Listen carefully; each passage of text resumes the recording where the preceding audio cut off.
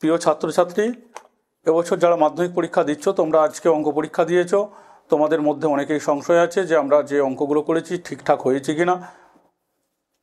আমি অঙ্কের প্রথমের দিকের অবজেক্টিভ ম্যাথগুলো সম্বন্ধে একটু আলোচনা করছি। তোমরা অবসর টাইমে এটা একটু মিলিয়ে দেখে নেবে। প্রথমে একের দাগের একের কোশ্চেন, a:2 সমান b:5 হলে এ বি এর কত পার্সেন্টের সমান হবে? এটা উত্তরটা একের সি, এটা উত্তর হবে 40%। দুইয়ের উত্তরটা, একটি ত্রিভুজের তিনটি বাহুর দৈর্ঘ্য sec θ 1 এবং tan θ হলে ত্রিভুজটির বৃহত্তম কোণের মান কত?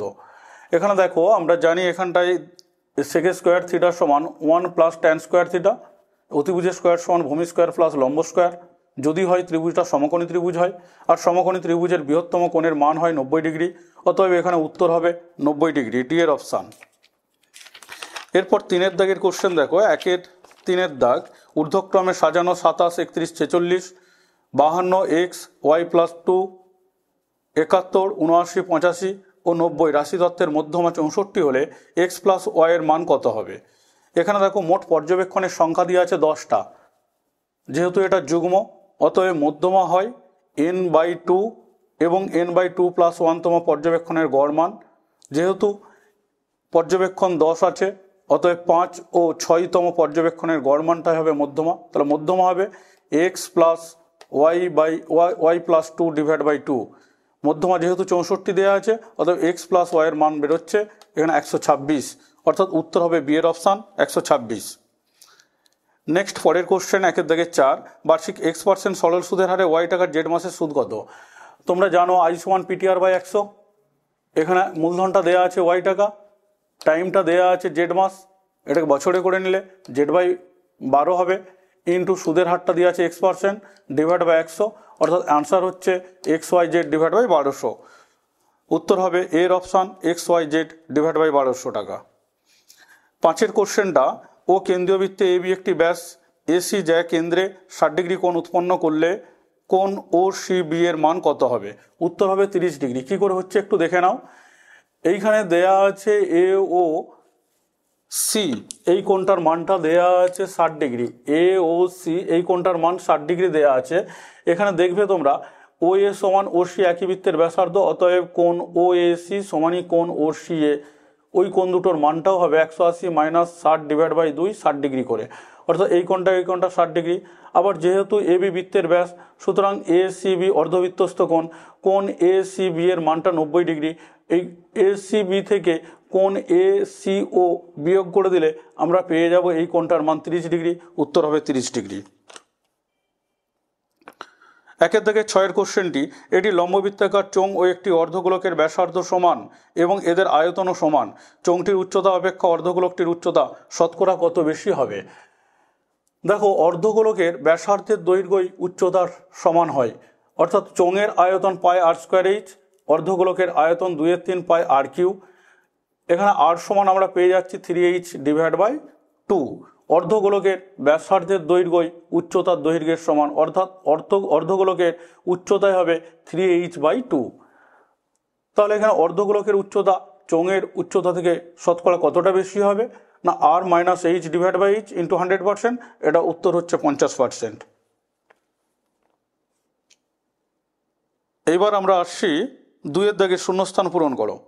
যদি এখানে দেয়া আছে x of 4 minus √3 equal to y of 4 plus √3 equal to 1 হয়, তাহলে x² প্লাস y² মান কত হবে? এখানে উত্তর হবে x² প্লাস y² এর মান 38 ডিভাইড বাই 169। এক্সের মানটা 1 ডিভাইড বাই 4 মাইনাস √3, ওয়াইয়ের মান 1/4 প্লাস √3, x² প্লাস y²। এটা সূত্র আমি ফেললাম, এক্স প্লাস ওয়াইয়ের হোল স্কোয়ার মাইনাস 2xy। মানগুলো বস করালে আমরা এই সরলীকৃত মানটা পাবো 38 divide by 169, 38 divide by 169।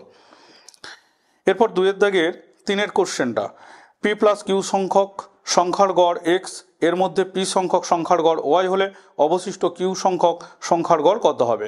P plus Q সংখ্যক সংখ্যার গড় দিয়ে আছে এক্স, তাহলে ওদের মোট সমষ্টিটা কত হবে? না, p plus q into x. ওদের মধ্যে পি সংখ্যক সংখ্যার গড় ওয়াই, তাহলে পি সংখ্যক সংখ্যার সমষ্টি হবে পি ওয়াই। তাহলে অবশিষ্ট কিউ সংখ্যক সংখ্যার সমষ্টিটা কী হবে? না, পি প্লাস কিউ সংখ্যক সংখ্যার সমষ্টি এবং পি সংখ্যক সংখ্যার সমষ্টির বিয়োগফলটাই হবে কিউ সংখ্যক সংখ্যার সমষ্টি। অর্থাৎ এইখানে কিউ সংখ্যক সংখ্যার সমষ্টি হবে p plus q of into x minus p y. তাহলে কিউ সংখ্যক সংখ্যার গড় কত হবে না ডিভাইড বাই কিউ। উত্তরটা হবে p of x minus y plus q x divide by Q.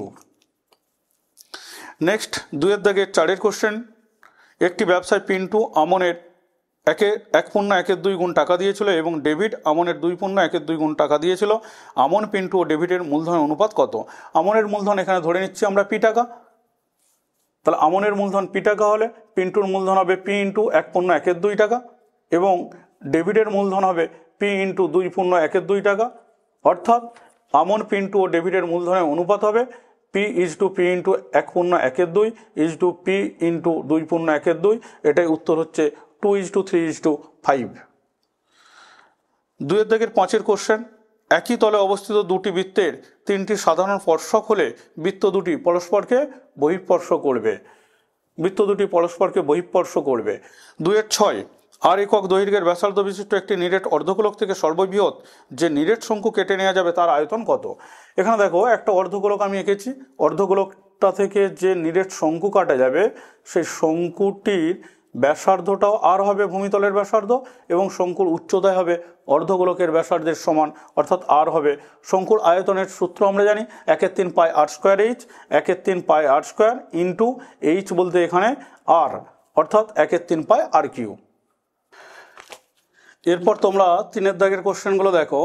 3-এর দাগের 1-এর 6x² plus x plus K equal to 0 সমীকরণে বীজদ্বয়ের বর্গের সমষ্টি 25/36 হলে কে এর মান 12 হবে। এটা মিথ্যা হবে। 2-এর দাগের 2-এর দাগ এটাও মিথ্যা। 3-এর 3 মিথ্যা। 3-এর 4 মিথ্যা। 3-এর 5-এর কোশ্চেনটির উত্তর হবে সত্য। 3-এর দাগের 6-এর কোশ্চেনটির উত্তর হবে মিথ্যা। এরপর আমরা চলে যাব 4-এর দাগের কোশ্চেন। 4-এর দাগের 1। দুটি সদৃশ্য ত্রিভুজের পরিসীমা যথাক্রমে 27 সেমি ও 16 সেমি। প্রথম ত্রিভুজের একটি বাহুর দৈর্ঘ্য 9 সেমি হলে দ্বিতীয় ত্রিভুজের অনুরূপ বাহুর দৈর্ঘ্য কত হবে? আমরা সদৃশ্য ত্রিভুজের আমরা জানি অনুরূপ বাহুগুলির অনুপাত সমানই পরিসীমার অনুপাত হয়। তো পরিসীমার অনুপাত সমানই অনুরূপ বাহুদ্বয়ের অনুপাত, এই দুটো সমান করলে আমরা এক্স এর মানটা পাবো 16/3, অথবা কেউ লিখতে পারো 5×1=3। 4-এর দাগের 2। ও কেন্দ্রীয় বৃত্তে একটি বহিস্থ বিন্দু পি থেকে পিএস ও পিটি দুটি স্পর্শক টানা হলো। এই ও কেন্দ্রীয় বৃত্তের বহিস্থ বিন্দু পি থেকে পিএস ও পিটি দুটো স্পর্শক টানা হয়েছে। কিউএস বৃত্তের একটি জ্যা যেটা পিটি এর সমান্তরাল। এই কিউএস একটা জ্যা যেটা পিটি এর সমান্তরাল। এসপিটি 80 ডিগ্রি হলে কিউএসটি কত? এসপিটি এটা 80 ডিগ্রি হলে কিউএসটি এর মান নির্ণয় করতে হবে। কিউএসটি এর মান, এটা উত্তর হবে 50 ডিগ্রি। কি করে হচ্ছে একটু দেখো। আমরা জানি স্পর্শক এবং স্পর্শবিন্দুগুলির ব্যাসার্ধ পরস্পর লম্ব হয়। তাহলে ওএস লম্ব এসপি, আবার ওটি লম্ব টিপি, অর্থাৎ এইখানে ওএসপি এবং ওটিপি 90 ডিগ্রি, দুটো কোণের মানই 90 ডিগ্রি। এখানে দেয়া আছে এসপিটি এটা 80 ডিগ্রি। অতএব এই চতুর্ভুজটার ওএসপিটি চতুর্ভুজের কোণ এসওটি এই কোণটার মান কত হবে না 360 মাইনাস ব্র্যাকেটের মধ্যে 90 প্লাস 90 প্লাস 80, অর্থাৎ এইটা কোণ এসওটি এর মান হচ্ছে 100 ডিগ্রি। এইটা 100 ডিগ্রি হলে আবার দেখো এই ত্রিভুজটার ওএসটি, এই ত্রিভুজের ওএস সমানই ওটি একই বৃত্তের ব্যাসার্ধ। তাহলে কোণ ওএসটি এবং ওটিএস এই দুটো কোণের মানও সমান হবে। এই দুটো কোণের মান হবে 180 মাইনাস 100 ডিভাইড বাই 2, অর্থাৎ প্রত্যেকটার মান হবে 40 ডিগ্রি করে। এখানে দেখো ওটিএস এর মান বেরোলো 40 ডিগ্রি, আবার ওটিপি এর মান 90 ডিগ্রি। আমরা এই ওটিপি থেকে যদি ওটিএস এর মানটা বিয়োগ করি আমরা পেয়ে যাব কোণ এসটিপি এর মান পেয়ে যাচ্ছি 50 ডিগ্রি। তাহলে এই কোণটা এসটিপি, এই কোণটার মান যদি 50 ডিগ্রি হয়, আবার টিপি সমান্তরালী কিউএস, এইখানে এসটি ছেদক, অতএব এই কোণটার মানই এসটিপি, এইটার মানই একান্তর কোণ কিউএসটি এর সমান, অর্থাৎ কিউএসটি হবে 50 ডিগ্রি। উত্তর হলো 50 ডিগ্রি। 4 দাগের 3, এবিসিডি একটা আয়তক্ষেত্রের অভ্যন্তরে ও বিন্দু এমনভাবে অবস্থিত যে ওবি সমান 6 সেমি, ওবি 6 সেমি, ওডি দেওয়া আছে 8 সেমি, ওএ দেওয়া আছে 5 সেমি, ওসি এর মান নির্ণয় করতে হবে। আমরা জানি যে OA square plus OC square সমানই OB square plus OD square, অর্থাৎ ওসি এর মান বেরোবে √75 সমানই √5√3, অর্থাৎ কেউ √75 লিখলেও পুরো নম্বর পাবে, 5√3 লিখলেও ফুল নম্বর পাবে। 4 দাগের 4, এখানে দেয়া আছে sine of theta plus 30 degree সমানই কস 15 ডিগ্রি, কস 2 থিটা এর মান নির্ণয় করতে হবে। তাহলে এইখানে sine of theta plus 30 degree সমানই sine of 90 degree minus 15 degree, 90 minus 15 sine of 90 minus 15 সমানই কস 15, অর্থাৎ এখানে থিটার মান বেরোচ্ছে 45 ডিগ্রি, কস 2 থিটার মান কস 90 ডিগ্রি সমানই 0। 4 দাগের 5 দেয়া আছে cos to the power 4 theta minus sine to the power 4 theta সমান 2/3 হলে 1 মাইনাস 2 সাইন স্কোয়ার থিটার মান এটা নির্ণয় করতে হবে। মানটা নির্ণয় করে পাওয়া যাচ্ছে 2/3, উত্তর হবে 2/3। 4 দাগের 6 দেয়া আছে একটি আয়তঘনের ধারগুলির সংখ্যা, ধারের সংখ্যা আমরা জানি 12, তাহলে এক্স এর মানটা 12, তলগুলির সংখ্যা ওয়াই সমান 6, আয়তঘনের 6টি তল প্লাস এ। যদি এটা হয় এক্স প্লাস ওয়াই প্লাস এ যদি হয়, এইটা এর কোন মানের জন্য এই পুরো এই সংখ্যামালাটা এটা একটা পূর্ণবর্গ হবে, অর্থাৎ এইখানে 12 প্লাস 6 প্লাস এ এটাই হচ্ছে 18 প্লাস এ, 18-র সঙ্গে ন্যূনতম কত যোগ করলে এটা পূর্ণবর্গ একটা সংখ্যা হবে। আর এখানে এর মান যদি 7 হয় তাহলে 18 প্লাস 7 সমানই 25, এটা 5 স্কোয়ার, অর্থাৎ 25টা একটা পূর্ণবর্গ সংখ্যা, এর মান হবে 7, উত্তর হবে 7। 4 দাগের 7, 4 দাগের 7-এর কোশ্চেনটা দেওয়া আছে দুটি লম্ববৃত্তাকার নিরেট চোঙের ব্যাসার্ধের দৈর্ঘ্যের অনুপাত দেওয়া আছে 2:3 এবং উচ্চতার অনুপাত দেওয়া আছে 5:3 হলে তাদের বক্রতলের ক্ষেত্রফলের অনুপাত কত?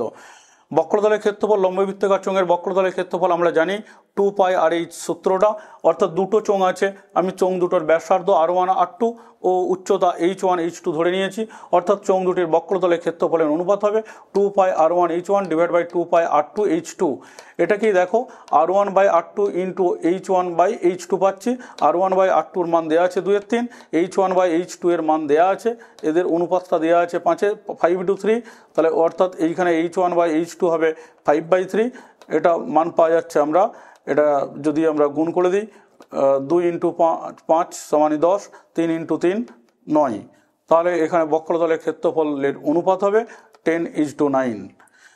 এবার দেখো 4 দাগের 8-এর কোশ্চেন দেওয়া আছে প্রথম n+1 সংখ্যক স্বাভাবিক সংখ্যার মধ্যমা দেওয়া আছে n+103 / 3 হলে n এর মান নির্ণয় করতে হবে। এখানে দেওয়া আছে 2n+1। আচ্ছা দেখো এইখানে n এর মান যদি 1 হয় তাহলে আমরা পাবো কতগুলো সংখ্যা পাবো, 2 × 1 + 1 3, n এর মান 2 হলে 5, n এর মান 3 হলে 7, n এর মান 4 হলে 9, অর্থাৎ 2n+1 এটা একটা অযুগ্ম সংখ্যা। আর অযুগ্ম সংখ্যক স্বাভাবিক সংখ্যার মধ্যমা কি হয়? মধ্যমা হয় n+1 / 2। তাহলে এই যে এতগুলো সংখ্যা ছিল এর সঙ্গে এক যোগ করবো /2, ওইটাই পাবো মধ্যমা, অর্থাৎ মধ্যমা হবে 2n+1 + 1 / 2, এটার মানটা দেয়া আছে n+103 / 3, এটা আমরা n এর মানটা পেয়ে যাব 50, অর্থাৎ উত্তর হবে 50।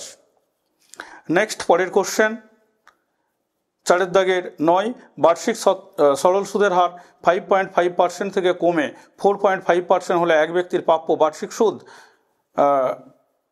250 টাকা কম হয়। মূলধন কত? মূলধন আমরা ধরে নিচ্ছি p টাকা, হলে এক বছরের সুদ কত হবে 5.5% হারে, অর্থাৎ p × 1 × 5.5 / 100 মাইনাস 4.5% হারে সুদটা হবে p × 1 × 4.5 / 100 সমানই 250, অর্থাৎ এখান থেকে আমরা p এর মানটা পেয়ে যাচ্ছি 25,000, উত্তর হবে 25,000 টাকা।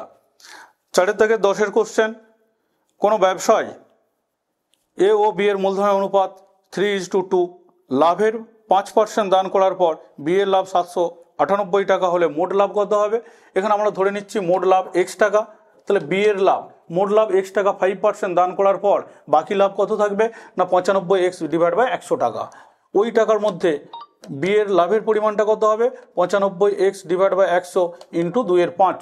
যেহেতু ওদের মূলধনের অনুপাত দিয়ে আছে 3:2, মূলধনের অনুপাতই লাভের অনুপাত হয়, তাহলে বি এর লাভের আনুপাতিক ভাগ 8টাই হবে 2/5, অর্থাৎ বি এর লাভের পরিমাণটা হবে এই যে 19x ইন্টু 2 ডিভাইড বাই 100, এটার মানটা হচ্ছে 798।